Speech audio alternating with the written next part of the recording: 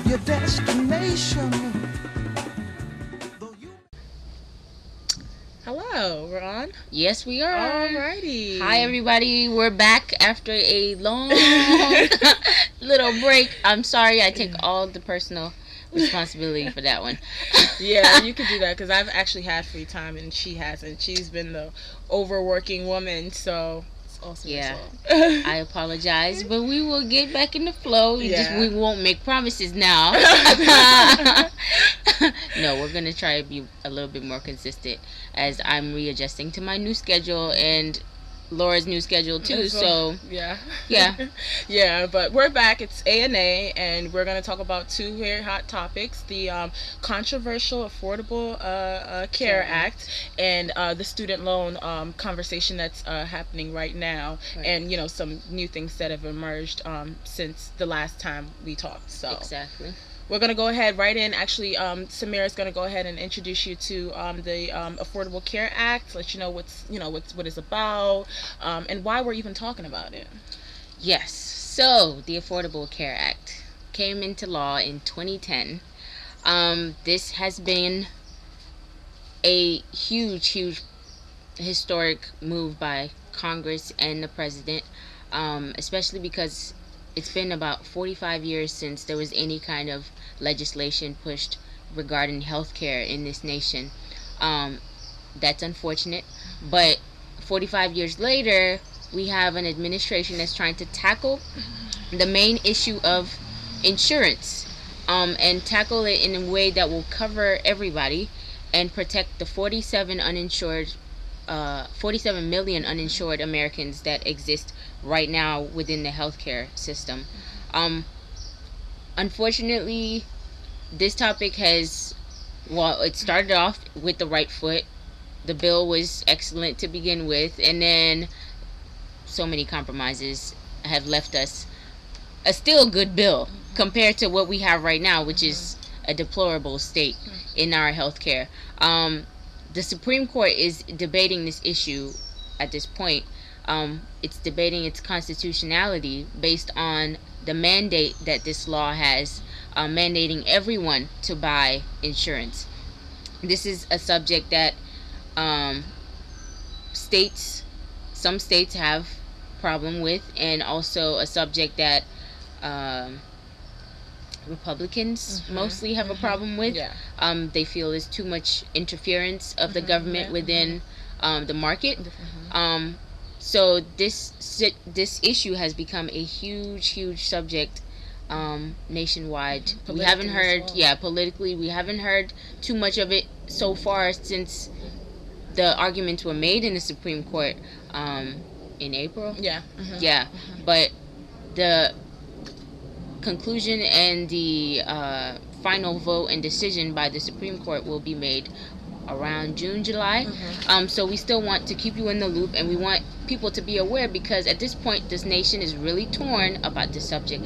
There's about 47% who oppose this bill and what it's doing, and 48% who support it. So we are so close in our differences that I think if more people are educated and aware of what this bill is trying to do, we will all support it. It's not perfect. It has a lot that it's flawed about it, but it's a huge step in the right direction. Exactly. So, we are going to talk about that. And just get into the details of that, the intricacies, what the bill is saying, why it is that we feel that, others don't want the bill to actually be pushed through and things of that nature, because, it's kind of mind-boggling, the fact that, we're the only industrialized country on the West that doesn't have, this type of affordable health care for our citizens. And it really says a lot about our need and our desire for capitalism. And I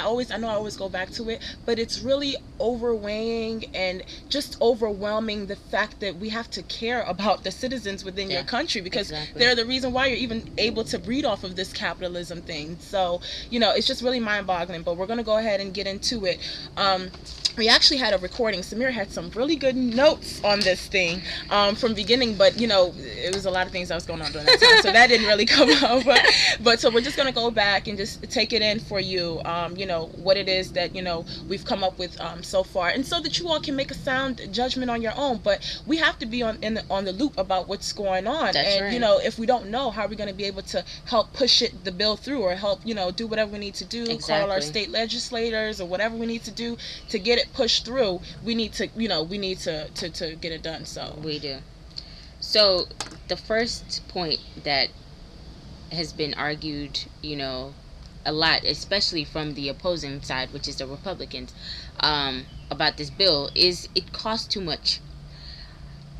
Unfortunately, it costs too much, but that's what happens when you allow a system to fall apart. It's going to cost something, yes, but it's going to reap this nation a lot of benefits. Namely, reducing the deficit by $143 billion in the first 10 years. And then reducing it again by $1.2 trillion in the second 10 years. This bill costs $940 billion over 10 years. And then it's going to save us some money in 20 years. I don't see where the math shows that this is going to be, so detrimental to our economy and our future that we cannot move forward with this. This argument seems to be, especially from the Republican side, based on their great love of capitalism. This policy is supporting every capitalist feature that we already have in this country. It's allowing people to choose. That is the greatest aspect of this. It's saying, yeah, you have insurance, or if you don't have insurance, we are giving you a market. There's going to be an exchange. You can pick between private, you can pick between government, you can pick between your employer's provided insurance. You have a choice. And if you have insurance already that's working for you, you can keep that. If it's not working for you, you can lose it. So, and I think that's a very important thing to note out too, because a lot of people are afraid that it's too government interference, like you mentioned earlier. But the fact of it is that it is giving us choices. So it's giving us choices, and we all need to be aware of that. The mandate that is being debated in the Supreme Court and being evaluated right now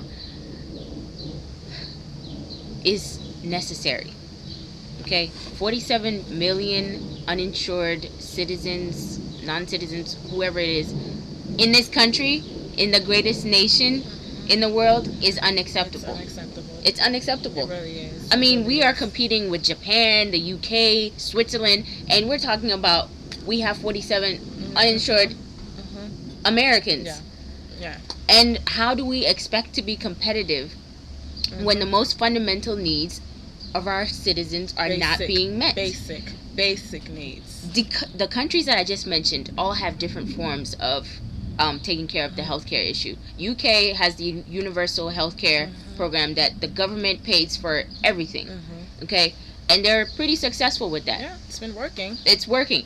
Right. Now, we know that is a more socialist policy. And since we know Americans are very anti-socialist for whatever reason, even if it's a good idea, we won't let you. We won't even focus on that. That's my personal preference. Yeah. But since we're not gonna have that in the capitalist nation that we are, we can follow the examples of Switzerland, of Japan, and so many others that have public social insurance programs. They offer you some insurance, and they also have other means of you gaining health care.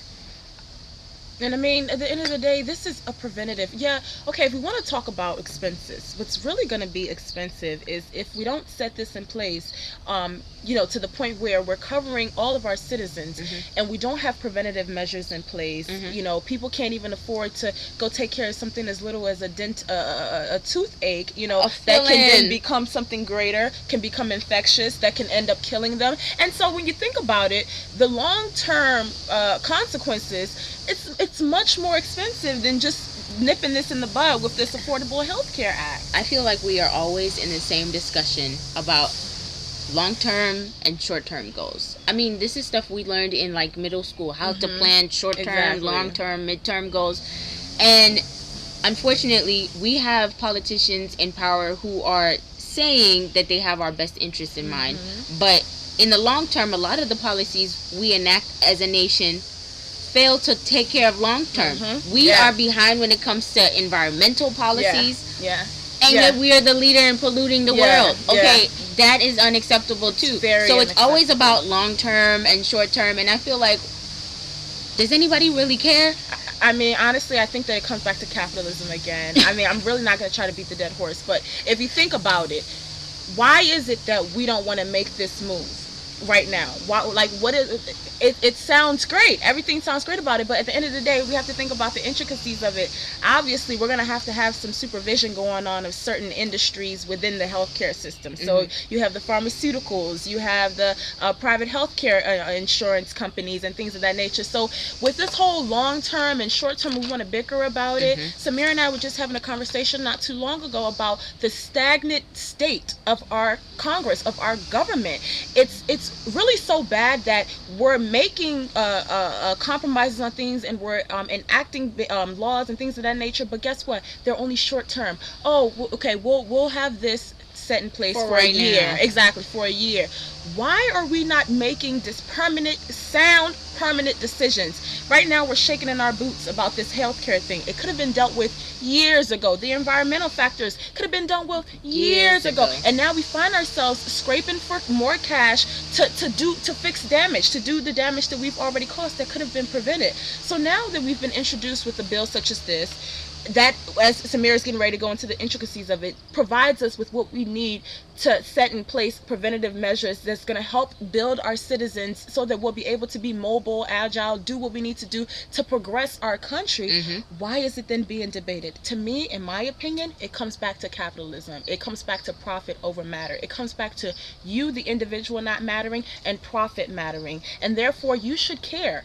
You should really care about the fact that those that you have elected to represent your values and your beliefs can care less about your overall health and your overall being, but would rather care about the monies that are going in the pockets of the healthcare companies and things. And things right on. She's right on. We're going to get into the intricacies of it. You should care. And you're going to tell us, after Samir gets into the intricacies of it, do you really think this is that bad that we really need to be taken this all the way up to the Supreme Court to make sure we debate the constitutionality of it? Because somebody out there somewhere says, no, we are the world's leading country or whatever, so because of that, we need to make sure that all of our citizens are insured. Is that really that bad? Is that really that bad of a mandate? But you go ahead and let us know. Maybe there's something really scary about this thing that, you know, we haven't picked up on yet. There's nothing scary, except people are going to have to own up to the fact that, one, if you want to employ somebody, you should provide health care.